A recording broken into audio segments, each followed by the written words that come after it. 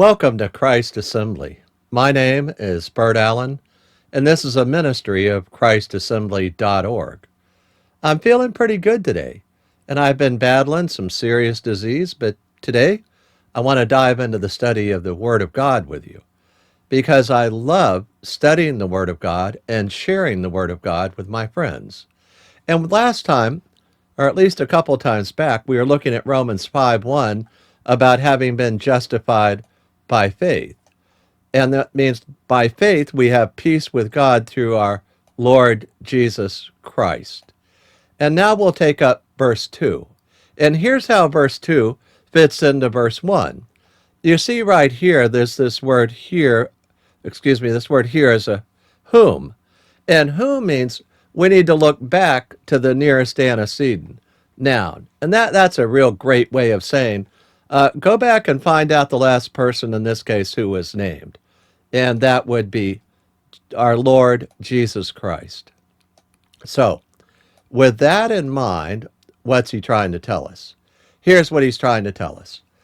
That through Christ, through our Lord Jesus Christ, we have also obtained, and that means we've already got it. We're not looking for it in the future. We have already obtained something. So what have we already obtained through our Lord Jesus Christ? Here's what we've obtained. We've obtained our introduction, and that means, okay, so if I'm getting all this straight, through whom, that refers to the Lord Jesus Christ. We've already obtained it, and what we obtained is our introduction. But an introduction, how? Well, he says, by faith. So this little clause here, by faith, means this is how we got introduced. We got introduced by faith. The faith provided that introduction. And if we compare that we've been justified by faith, and there's the word again, and because we have been justified by faith, we now have peace with God. So if we take all of that and draw it down here, we're going to see that the faith provided that introduction. Okay, and we're going, an introduction into what? Come on, tell me. Well, we've been introduced by faith into this grace in which we stand. So I'm going to draw a couple little things over here to remind us. Okay? I'm going to put a little feet on them too. And they're going to be kind of funny feet, but that's what they're after. We're standing on them. We are standing on these feet because now we're going to put it all together. It says, through Christ, we have obtained it. We got it already. We have this introduction. We obtained our introduction by faith. And where are we? We're standing in the grace of God. So let's think about that. In your life, do you see yourself? Do you envision yourself as standing every day in the grace of God? Because in verse 1, we know that we're already standing with peace with God, but we also stand in the grace of God. Remember, grace is God's riches at Christ's expense. We stand there every day in the grace of God. And Paul wants you to remember that. But what he's emphasizing is we only stand in the grace of God every day because of Jesus Christ. That's the whom. So I'll mark that one number 1. But we obtain this, number 2, that's something we already have. We are already standing in the grace of God. But he says it's our introduction by faith. So we have obtained our introduction by faith. So our faith provided the way that we've been introduced into the state of standing in the grace of God. Paul makes it very clear how it happened. It's through Jesus. We've obtained it. We got it already. We've got this introduction by faith into the grace where we're standing right now. Now, that's only number 1. So I'm going to call that all A. And now, let's go look at B. B follows A. I'm not a fancy guy, but God writes beautiful, wonderful, intricate stuff for us to understand. So I'm standing in the grace of God. What effect does standing in the grace of God have upon me? What effect? Well, it says right here that we exult in the hope of God. And how do you tell the difference between exalt, which means to lift up, and exult, which means to be super happy? Well, my friend showed me this, and we think of a smiley face right there, a happy face with that U. So it's not we're lifting somebody up. That would be A-L-T, E-X-A-L-T. We lift them up. We're exalting them. Exalt means inside I am super happy. So where's all this going? Okay, we're now exalting in the hope of the glory of God. That's what we're doing. We're exalting. But specifically, we're rejoicing greatly in the hope of God. So that hope is centered on our peace with God. It's standing because we've received that introduction by faith into the grace in which we stand, and our hope looks off to the glory of God. We exalt in hope. We're really happy because we have the hope of the glory of God in our lives already. That God's life, that God's glory has become a part of our lives. But there's a future aspect that we're also looking forward to seeing the glory of God, and we will be there because we have peace with God, and we stand in the grace of God, and we exult in the hope of God. Let me go over that again. I know it's a lot to take in. So we have peace with God. See that? Peace with God. That produces this faith in which we stand in the grace of God, and the grace of God causes us to exult in the hope of the glory of God. Okay, let's put all that together. We should be the happiest people on earth all the time and live accordingly. We live that way because we have the peace of God, because we've been justified by faith, and we remember that every day. But because of the grace of God, we can stand in the grace of God every day, because that only came about because of Jesus, our Lord Jesus Christ. And he has already given it to us, so we've already obtained our introduction into this faith that lets us stand in the glory of God. So, number one, we have this absolute peace with God. Number two, we remember the grace of God, that we stand in it every day.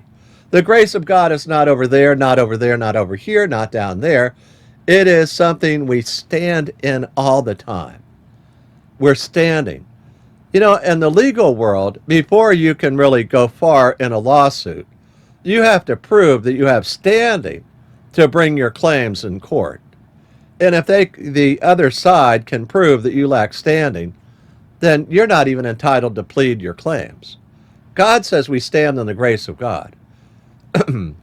We have every right to stand in the grace of God, not because of what we've done, but because Jesus Christ introduced us by faith into the grace in which we stand.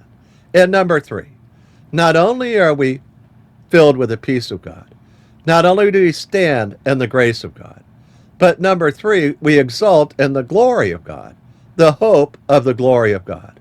So we have that future aspect. Our hope is built upon something we do not have today, but we're looking forward to in the future. But we're standing and exulting today.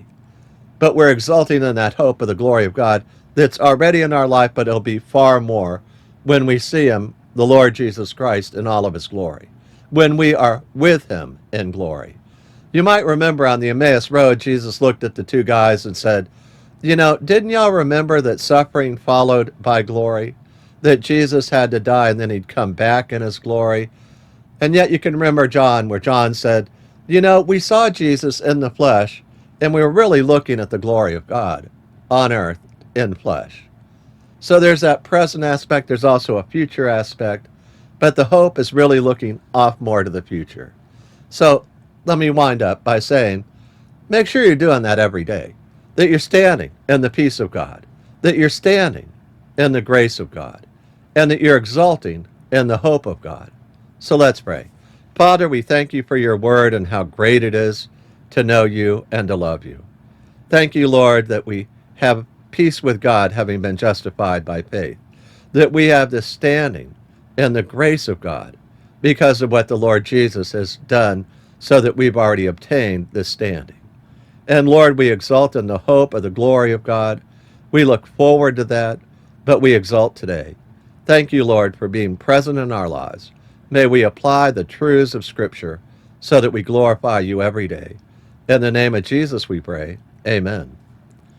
Hallelujah. Before I close the video, I'd like to share with you 4 verses about eternal life. I often ask people this simple question: why should Jesus let you into heaven?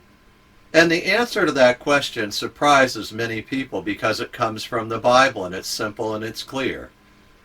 Most folks, when they hear that question, they tell me, well, I've been good, or tried to do more good than bad, or I tried hard, or I've done a lot of nice things, and I hope God will let me into heaven.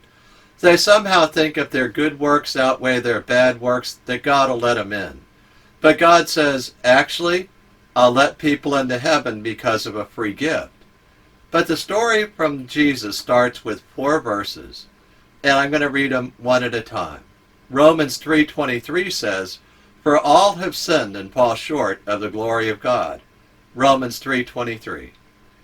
You see, for every person who lives today on earth in human flesh, we've all sinned. Every one of us. We've all told a lie. We've all done or said something that made somebody else angry, and we were doing it out of anger ourselves. We've all done things to hurt other people at one time or another.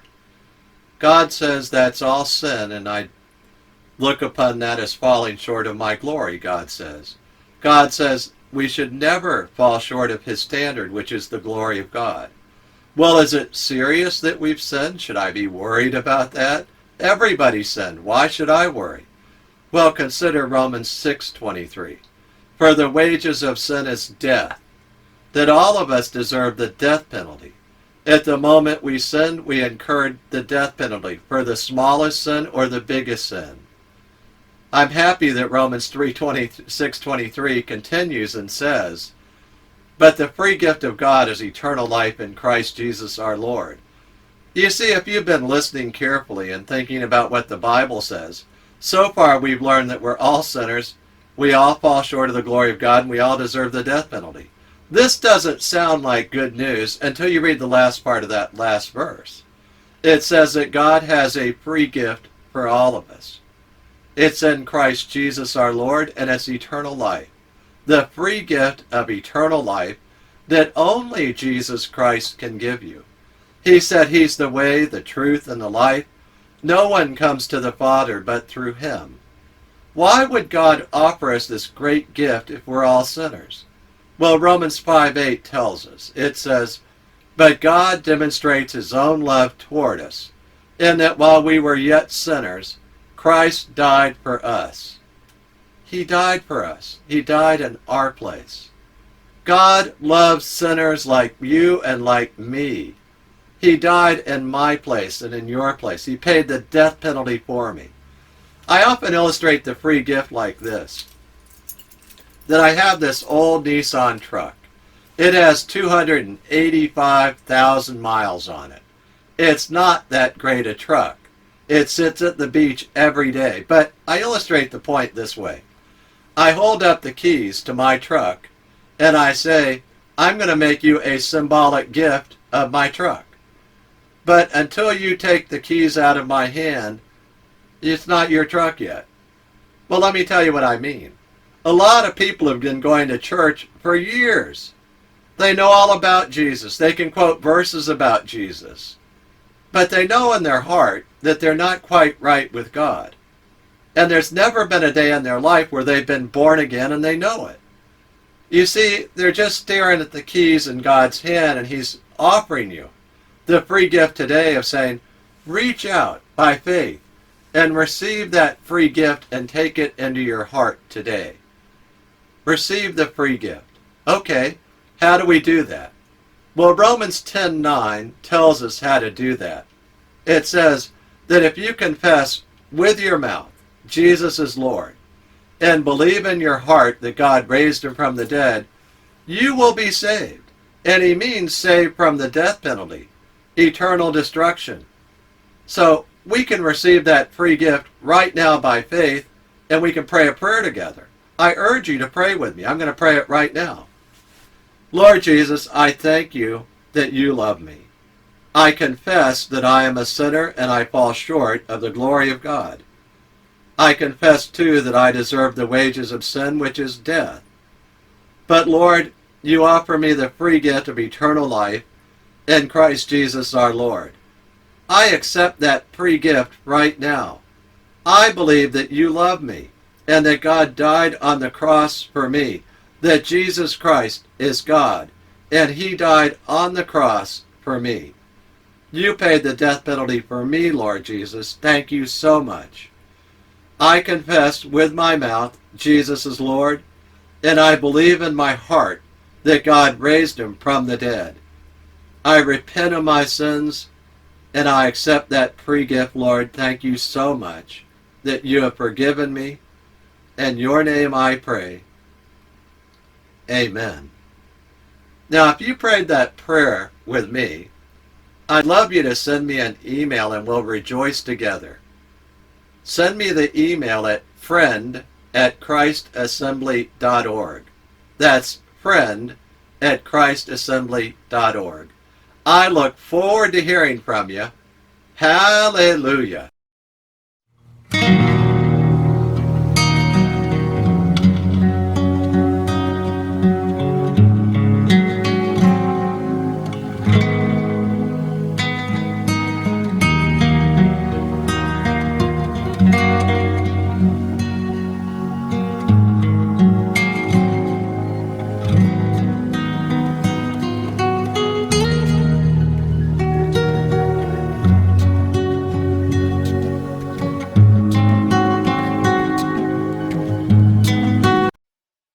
Scripture quotations taken from the NASB, New American Standard Bible, copyright 1995 by the Lockman Foundation. Used by permission, all rights reserved.